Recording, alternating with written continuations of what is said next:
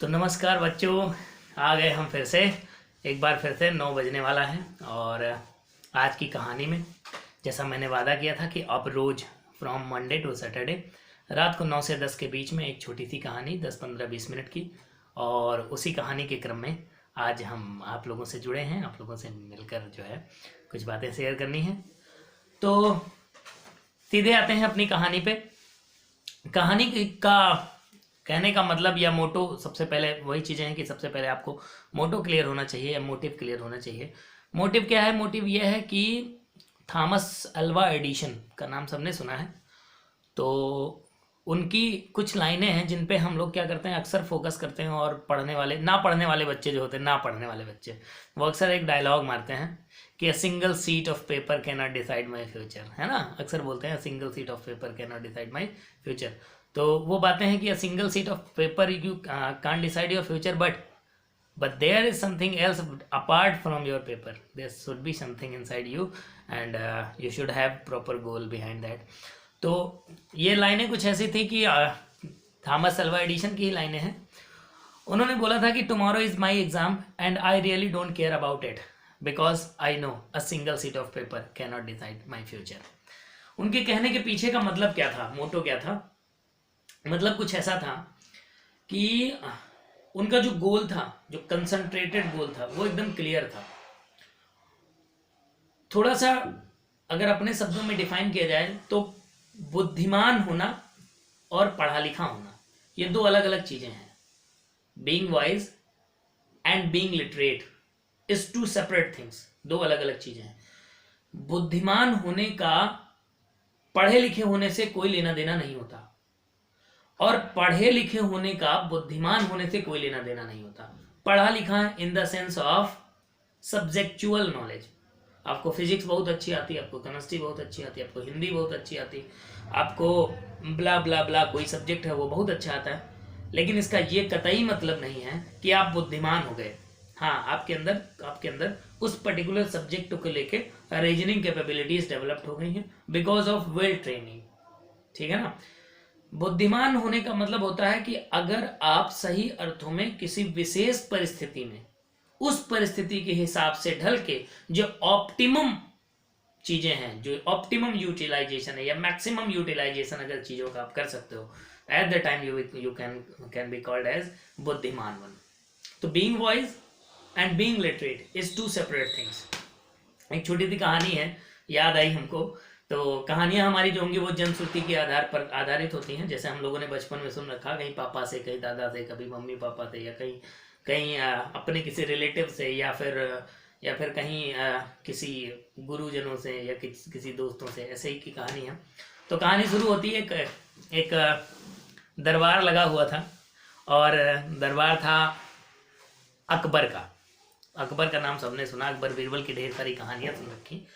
तो अकबर के दरबार में 9 रत्न थे, ये सब जानते हैं। उनमें से तानसेन जी थे, अपने बीरबल साहब थे, और बहुत सारे लोग थे उस 9 रत्नों के बीच में। तो अकबर के ही दरबार में एक बंदा हुआ करता था, मियाँ खुसरो। उनका नाम मियाँ खुसरो था। तो बहुत अच्छे पोएट थे, और एक्चुअली क्या होता था कि उनका और बीरबल का 36 का आंकड़ा चलता था। 36 का आंकड़ा का मतलब ये है कि बीरबल को अकबर जो थे वो बहुत ज़्यादा तवज्जो देते थे, उनको तवज्जो देते नहीं थे। अच्छा, ऐसा होता है कि अगर मान लो कहीं किसी इंस्टीट्यूशन में आप वर्क कर रहे हो, या फिर किसी ऐसी जगह वर्क कर रहे हो जहाँ कोई आपका बॉस है, और बॉस किसी पर्टिकुलर कलीग को ज़्यादा अगर तवज्जो देने लगे, मतलब इंटेंशन देने लगे, अटेंशन देने लगे, तो कुछ दूसरे कलीग्स होते हैं, उनको लगता है अरे ये देखो इनका तो यार बड़ा भौकाल है, ये करते क्या है, दिन भर कुछ नहीं करते हैं, और उसके बाद इनका बड़ा भौकाल। तो ऐसे मियाँ खुसरो थे, उनको थोड़ा सा अपने बीरबल को लेके थोड़ा सा वो रहते थे, नैरो माइंडेड थे। तो वो अक्सर उनकी कमियां ढूंढा करते थे। कहने में ये आया, सुनने में, कि मियाँ खुसरो जो थे वो एक आंख के अंधे थे, मतलब काने कह सकते हो, एक आंख नहीं थी, ये ऐसे थे, मतलब एक बल्ब उनका फ्यूज था, ऐसा जनश्रुति है, मैंने तो देखा नहीं। तो हुआ क्या कि वो क्या करते कि छोटी छोटी बातों की राजा साहब के पास ले जाके शिकायतें दर्ज कराया करते थे कि भैया देखो राजा साहब आज इन्होंने ये कर दिया, आज इन्होंने ये कर दिया, केवल इस बिहाफ पे, या इसलिए इस नियत से कि कोई ना कोई ऐसी कमी आएगी जिस कमी को फिर जो बादशाह सलामत होंगे वो टॉलरेट नहीं करेंगे, और टॉलरेट नहीं करेंगे तो क्या होगा कि उनको उस पद से बेदखल करके फिर हमें उस पद पे दाखिला या खारिजा मिल जाएगा। तो इस बात को लेके वो छोटी छोटी शिकायतें करते थे। एक दिन हुआ क्या कि वो बीरबल साहब जो थे वो ब्राह्मण आदमी थे, लेके अपना चूना तम्बाकू ऐसे पीट रहे थे, और बढ़िया आराम से बनाए और बना के रखा और रख लिया। तम्बाकू खा रहे थे, तम्बाकू खाने का बड़ा शौक था। तो बीरबल साहब तम्बाकू खाए, ये बात दूर से मियाँ खुसरो ने देखी। अब मियाँ खुसरो को लगा कि ये बढ़िया मौका है, फॉलो करने लगे बीरबल को। फॉलो करते करते करते थोड़ी देर में जब थोड़ा उनको जो तंबाकू का जो भी रस वस निकलता होगा वो जब उन्होंने ले लिया, तो फिर थोड़ी देर बाद हुआ क्या कि जो है तब वो गए थूकने, तो देखा एक छोटा सा किनारा पड़ा हुआ था, उस किनारे में बीरबल ने भाई थूक दिया। अब जैसे ही थूक दिया बस ये पहुंच गए भैया मियाँ खुसरो दरबार में कि ये लोग जो है ये गुटखा खाते हैं, पान मसाला खाते हैं, ये मतलब उल्टी चीज़ें सीधे खाते हैं, और उसके बाद जो है ये बढ़िया स्वच्छ पूर्ण दरबार है हमारा, ये हमारा महल है, महल का कोना गंदा करते हैं और वहाँ पे थूकते हैं, उचित जगह देखकर नहीं थूकते हैं। दरबार में भाई बुलाया गया, महाराजा ने बुलाया बादशाह अकबर ने, और कहा कि ऐसा है बीरबल, तुम सुने हैं तुम तंबाकू खाते हो। उन्होंने कहा हाँ तंबाकू खाते हैं। तो कहा तंबाकू खाते हो तो फिर थूकते भी हो उधर उधर। तो कहा आप खाते हैं तो थूकना पड़ता है, तो क्या किया जाए इसमें। तो उन्होंने कहा ठीक है तंबाकू खाते हो, कोई विशेष बात नहीं है, खाते हो कोई दिक्कत नहीं, लेकिन थूकने के समय याद ये रखना कि कोई जो ऐसी जगह थूकना जिस जगह का कोई उपयोग ना हो, मतलब जो कोई काम की जगह है आप वहां पे नहीं थूक सकते, आप ऐसी जगह थूकिए जिस जगह का कोई उपयोग ना हो। अब ये बात सुन तो लिए भाई। सुनने के बाद हुआ क्या, उनको अकबर को पता, बीरबल को लग गया कि जो है ये किसी ने जो है उल्टा सीधा कान भरे हैं राजा साहब के। तो एक ही बंदा था तो तुरंत जो है वो कैच हो गया कि हाँ ये आज अमीर खुसरो ने जो है थोड़ा सा कान भर दिए हैं। अब जैसे उनको लग गया कि हाँ जो है इनके कान भरे गए, हुआ क्या, बीरबल ने अगले पल बाहर निकले, बाहर निकलने के बाद फिर से मला तम्बाकू, और तम्बाकू मलने के बाद आराम से खाए, अब खाने के बाद चल दिए। चलते चलते थोड़ी देर टहलते रहे इधर उधर इधर उधर, जब थूकने का नंबर आया तो मियाँ खुसरो बुलाए। मियाँ खुसरो बुलाने के बाद कहा कि आओ इधर आओ जरा। तो जैसे मियाँ खुसरो आए तो उनकी वो जो कानी वाली आँख थी जिससे दिखता नहीं था, उसी आँख पे थूक दिए। जब उसी आँख पे थूक दिए तो वो बहुत तलमला गए कि ये कौन सी बात है, तुमने आँख पे थूक दिया। तो मियाँ खुसरो को बीरबल को फिर बुलाया गया दरबार में। तो अकबर साहब से फिर बोले कि जो है ये देखो इन्होंने मेरी आँख पे थूक दिया। तो बीरबल ने कहा बादशाह सलामत, आपने ही कहा था कि किसी ऐसी जगह थूका करो जहाँ की जिस जगह का कोई उपयोग ना हो, और ये इनकी इस आँख का कोई मुझे उपयोग समझ नहीं आया, इससे ना दिखाई देता है ना इससे ये कोई काम लेते हैं, तो ये हमको फिजूल की लगी, और ये तो ये बेकार जगह थी, तो हमको लगा यही एक जगह है जहाँ का उपयोग नहीं है, यहाँ मैंने थूक दिया। अब बात में भाई दम था उनकी, तो टॉलरेट कर दिया गया। फिर यही कहा गया कि चलो ठीक है, अच्छा अगली बार से ध्यान रखना कि ऐसा ना हो, और उनको भी समझाया गया मियाँ खुसरो को भी कि देखो ऐसा है, तुम कोई फर्जी जो है पंगे मत लिया करो, तुम पंगे ले लेते हो उसके बाद लौट के फंस जाते हो, झेल जाते हो। ये क्रम चलता रहा बहुत दिन तक। अब उधर मियाँ खुसरो चूंकि अपने ही तीर से खुद खा गए, मतलब उड़ता हुआ तीर ले लेना, सुने हो ना, तो उड़ता हुआ तीर उन्होंने अपने पे ले लिया।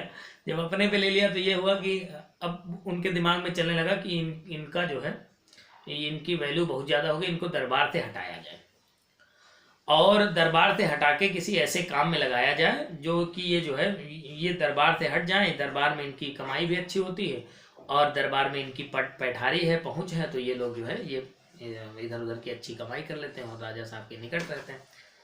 तो मियाँ खुसरो गए और उसके बाद उन्होंने जो बेगम साहिबा थी उनके कान भरे, उनसे कहा कि ये जो बीरबल है ये बहुत भ्रष्टाचार या उल्टा सीधा काम करते हैं, ये दरबारियों को इधर उधर की जो है बातें करके ये बहुत पैसा कमा लेते हैं, और ये कुछ नुकसान करते हैं, भ्रष्टाचार करते हैं। बेगम साहिबा थोड़ा सा उनके नज़दीक थी तो कान भरने में आ गई। बेगम साहिबा ने भाई शिकायत कर दिया और कहा कि आप मियाँ खुसरो को बिल्कुल तवज्जो नहीं देते हैं और आप बीरबल को बहुत तवज्जो देते हैं। तो बादशाह ने समझाया कि देखो ऐसा है, वो पढ़ा लिखा बंदा है, पढ़ा लिखा नहीं बुद्धिमान बंदा है, और वो कहीं पे भी रहेगा, वो दरबार की ही बात नहीं, वो कहीं पे भी रहेगा, वो अपने खाने पीने रहने पहनने की व्यवस्था वो स्वयं करने में सक्षम है, वो कर लेगा।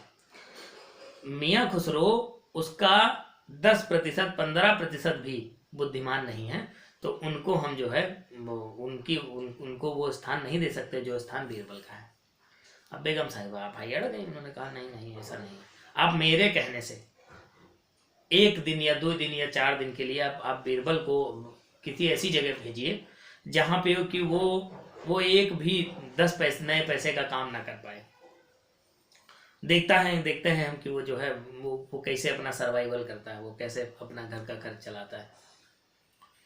तो भाई बादशाह थे अकबर, उनका मन आया, उन्होंने कहा चलो ठीक है, ये परीक्षा भी ले ली जाए बीरबल की। मियाँ खुसरो को बुलाया, उन्होंने कहा हाँ बताओ भाई इनकी कहाँ ड्यूटी लगा दी जाए। आप बड़ा खुश हुए भाई मियाँ खुसरो ने कहा हाँ आज मौका मिला, आज इनकी ड्यूटी लगवाते हैं। मियाँ खुसरो ढूंढने लगे, ढूंढते एक ऐसी जगह उनकी समझ में आई। उन्होंने उनकी ड्यूटी जो खानसामा था, जहाँ किचन में खाना वाना बनाया जाता था, वहाँ ड्यूटी लगवा दी। तो किचन नहीं था, वो एक मिठाई वाले की दुकान थी। तो कहा कि इनकी मिठाई वाले की दुकान पे ड्यूटी लगवा दो कि ये जो लड्डू बनते हैं इन लड्डुओं की गिनती करें, केवल ये काम करना है बीरबल को। तो भाई बैठ गए, बीरबल कहे चलो ठीक कोई बात नहीं। अब बीरबल गए बैठे, अब एक दिन में 2 4 5 6 10 हजार लड्डू बनते, खूब ढेर सारे लड्डू बनते। सुबह से लेकर दोपहर से लेकर दूसरे पहर तीसरे पहर तक लड्डू बनते। लड्डू बन के सब इकट्ठा होते। इकट्ठा होने के बाद क्या हुआ कि जब लड्डुओं की संख्या खूब बढ़ गई तो अब बीरबल ने अपना दांव खेलना शुरू किया। बीरबल क्या करते, कहते लड्डू गिनो इधर, महाराज का आदेश है कि एक भी लड्डू इधर उधर नहीं होना चाहिए, आप लड्डू गिनो। तो क्या करते कि लड्डू उठाते, लड्डू उठाने के बाद इधर मतलब एक तरफ से प्लेट से उठवाते, दूसरी तरफ प्लेट में रखवाते और लड्डू गिनवाते। अब 1 गिना, 2 गिना, 3 गिने, 4 गिने, 75 गिने, 76 गिने, 91 गिने, 92 गिने, 100 गिने, 1000 गिने, 2000 गिने, 3000 गिने, 5000, 9000, 10,000, 10,000 लड्डू इधर से इधर रखे। बीरबल कहा नहीं नहीं नहीं नहीं, फिर भूल गए। अब भैया फिर से लड्डू गिनो। अब वो जो हलवाई बनाया था लड्डू उसी से गिनवा रहे हैं। अब फिर एक बर्तन से दूसरे बर्तन में लड्डू गिने जा रहे हैं। 1 2 3 4 5 6 7 9 11 18 100 150 200 1000 2000 4000 8000 9000 10,000, फिर 10,000 लड्डू गिने। ऐसे करके 1 2 3 4 5 6 7 8 बार पलटा कराया, कहा हाँ हाँ लड्डू पूरे हैं, तो वो लड्डू दे दिए। लेकिन अब लड्डू इधर से उठा के इधर रखने, इधर से उठा के उधर रखने में क्या होता कि लड्डू का छोटा छोटा भाग जो था, वो जो चूरन था, जो चूरन चटनी नहीं होती नीचे की छोटा छोटा, तो वो छोटे छोटे जो मोतीचूर के लड्डू हों तो छोटे छोटे उसमें वो लगाए जाते हैं, कॉन्स्टिट्यूएंट पार्टिकल जिनको बोलते हैं ना, तो वो गिर जाते। अब धीरे धीरे हुआ क्या, वो इतनी बार इधर से उठा के उधर, उधर से उठा के उधर रखे गए कि उनका 2 किलो 2.5 किलो लगभग वो चूरन बच गया नीचे का। अब वो जो चूरन बच गया तो उसको फिर बीरबल बटोर के लेके चले आए और उसके बाद उसको बढ़िया बना के या उसको वहीं पे बनवा के लड्डू और उसके नए लड्डू बनवा के उसके लड्डू अलग से बेच दिए। उनको 100 200 400 रुपये फिर प्रॉफिट हो गया। अब 2 4 10 15 दिन 20 दिन जब बीत गए तो देखा बीरबल ने मियाँ खुसरो ने कि यार ये तो यहाँ भी पैसा कमा ले रहा है, लड्डू गिनवा के पैसा कमा रहा। उन्होंने फिर शिकायत की, कहा वो वहाँ जो है लड्डुओं में भ्रष्टाचार करके पैसा कमा ले रहा। तो बादशाह ने फिर समझाया कि देखो वो बीरबल है, वो कहीं भी बैठेगा, वो वीरान जंगल में बैठेगा तो वहाँ पैसा कमा लेगा, क्योंकि वो बुद्धिमान है, वो वेल ट्रेंड नहीं है, वेल एजुकेटेड है। तो उसको जो है उसको आप जहाँ बताओ वहाँ बैठा दें, लेकिन वो वहाँ पे भी पैसे कमा लेगा। अब मियाँ खुसरो ने उनको कहा कि ऐसा है बीरबल, ऐसा तो नहीं है, एक जगह हम और बताते हैं, दूसरी जगह उनको बैठाया जाए। बादशाह ने कहा चलो आप ये भी करके देख लो। तो इस बार बादशाह ने बीरबल को काम दिया कि आपको नदी के किनारे बैठना है। नदी किनारे, हमने एक नदी है बढ़िया बह रही है एकदम निर्झरणी गंगा सी, और उसके किनारे बैठ के उनको क्या करना है, उनको काम दिया गया कि आपको इस नदी में जितने लहरें उत्पन्न होती हैं, भंवरें नहीं होती हैं, उन भंवरों को गिनना। बीरबल कहें जो आ गया जहां बना, बैठ गए भाई बीरबल। अब बीरबल नदी किनारे बैठ गए, सुबह बढ़िया 4-5 बजे नहा धो के बढ़िया सुकून से जाके और नदी किनारे बैठ गए, और नदी किनारे बैठ के अपना लहरें गिनने लगे कि हाँ भाई हमारा पूरा दिन का काम है लहरें गिनना है। इत्तेफाक से थोड़ी देर बाद देखा कि उधर से एक नाविक नाव लेके और बढ़िया झरझर झरझर झरझर झरझर उस पार से इस पार चला रहा, भाई यात्रियों को यात्रा करा रहा था। भाई यात्री आते थे, वो पहले के ज़माने में नाव ही साधन हुआ करता था नदी के इस पार से उस पार जाने में, पुल तो उतना ज़्यादा हुआ नहीं करता था। हम लोग इससे इंजीनियर तो थे नहीं उस ज़माने में जो बना देते। तो जब नाविक उधर से आ रहा था, अब बीरबल ने देखा कि नाविक उधर से आ रहा है, उनके दिमाग में बढ़िया तरकीब सूझी। उन्होंने नाविक को वहीं रोक दिया, कहा देखो ऐसा है कि अगर तुमको नाव चलानी है तो नाव चलाओ, हमको कोई दिक्कत नहीं है, लेकिन ये जो लहरें उत्पन्न हो रही हैं, ये लहरों को हमको गिनने की ड्यूटी मिली जहांपनाह अकबर से, और अगर आपने अपनी नाव से हमारी लहरों को काटा तो फिर आपको पेनाल्टी देनी होगी। आप भैया बड़ा परेशान, भाई नाव चल रही है और इधर से लहरें उत्पन्न हो रही, तो नाव चलेगी तो लहरें तो कट जानी जानी। बड़ा परेशान वो आया भाई, नाविक जो था वो आया, हाथ जोड़ के खड़ा हुआ, जहाँ पना जो आप बताओ, कुछ थोड़ा बहुत काम चलाओ ले दे के। अकबर कहा ठीक है, जितने यात्री तुम ले जाओगे उसका 20% मेरा, यानी 20% अब आपको हमको देना पड़ेगा हर यात्रा का। कोई बात नहीं, आप काटो। बीरबल थे, वहां भी दिमाग लगा लिए। अब लौट के क्या होता है, इधर से नाव जाती तब 20%, उधर से नाव आती तब 20%, पूरा दिन इसे बीतता रहा। 1 दिन बीता, 2 दिन बीता, 3 दिन बीता, बीरबल का खर्चा फिर चलता रहा। फिर मियाँ खुसरो ने अपने 4-6 आदमी लगाए, तो उन्होंने आके रिस्पॉन्स दिया मियाँ खुसरो को ऐसा है कि वो तो वहां भी पैसा कमा ले रहा हो, नाविक से सेट है सिस्टम। मतलब मेन मामला सिस्टम सेट करने का है, सब जितना दुनिया मामला है जिसका जहाँ, मैं क्या बोलता हूँ, मैं बोलता हूँ everything is fair in this world, you should have a proper excuse only. If you have an excuse, good excuse behind your work, then you are fair. सब सही, दुनिया में सब जायज, केवल बस एक अच्छा सा एक्सक्यूज होना चाहिए, है ना। ये पर्सनल मुझे लगता है ऐसा। सबका मतलब मैं गंदी चीज़ों की बात नहीं कर रहा, कुछ एक्सेप्शंस भी होते हैं, क्रोमियम 24 जैसे, है ना। तो हुआ क्या कि अब मियाँ खुसरो फिर परेशान, फिर आए दौड़े दौड़े राजा साहब के पास। राजा साहब कस के डांटे उनको कि तुम अपना तो खुद कुछ करते नहीं हो, और दूसरा बुद्धिमान है तो आप जो है आपको जलन होती है। बात यह है कि आप उससे सीख कर बुद्धिमान बनो। आपने उसको लड्डू दुकान पे बैठाया, मैंने बैठा दिया। आपने उसको थूकने के लिए मना किया, आपको मुंह की खानी पड़ी। आपने उसको वहाँ नाव पे बैठाया वो लहरें गिनने के लिए, वहाँ पे भी वो सरवाइव कर गया। तो कोई भी व्यक्ति बुद्धिमान अगर है वो, तो अगर बुद्धिमान आदमी तो वो अगर घास भी छीलेगा तो ढंग से छीलेगा। और अगर कोई एक आदमी केवल वेल ट्रेंड है, उसको सोचने की समझने की क्षमता अगर नहीं है, उसमें रीजन करने की कैपेबिलिटी नहीं है उसमें, और वो स्वयं विचारशील नहीं है, तो फिर उसको आप ट्रेन चाहे जितना कर दो, वो उस माहौल के अनुसार, उस सराउंडिंग, उस सिचुएशन के अनुसार बिहेव नहीं कर सकता। और एक आदमी अगर सफल होता है तो सफल होने के लिए, जहाँ तक मेरा अनुभव है, वही व्यक्ति सफल होता है जिस व्यक्ति को समय के अनुसार परिस्थितियों में ढलकर अपना बेहतर करके, अपना बेहतर देके, उन परिस्थितियों से जो बेहतर परिणाम निकल सकता हो वो निकालने के अंदर जिसके अंदर क्षमता होती, वो आदमी सफल होता। और उस आदमी की सफलता के पीछे कितने भी मियाँ खुसरो लगे हो, कोई उसको रोक नहीं सकता। तो ये थी कहानी आज की। जो भी शिक्षा मिली, जो भी आपको लगा हो अच्छा है बुरा है, जो भी है, इम्प्रूवमेंट चाहिए तो उसको कमेंट करो आप लोग, और कमेंट में बताओ कि कैसा था, और अच्छा लगा हो तो फिर बढ़िया है, बहुत अच्छा। नमस्कार, बाय बाय।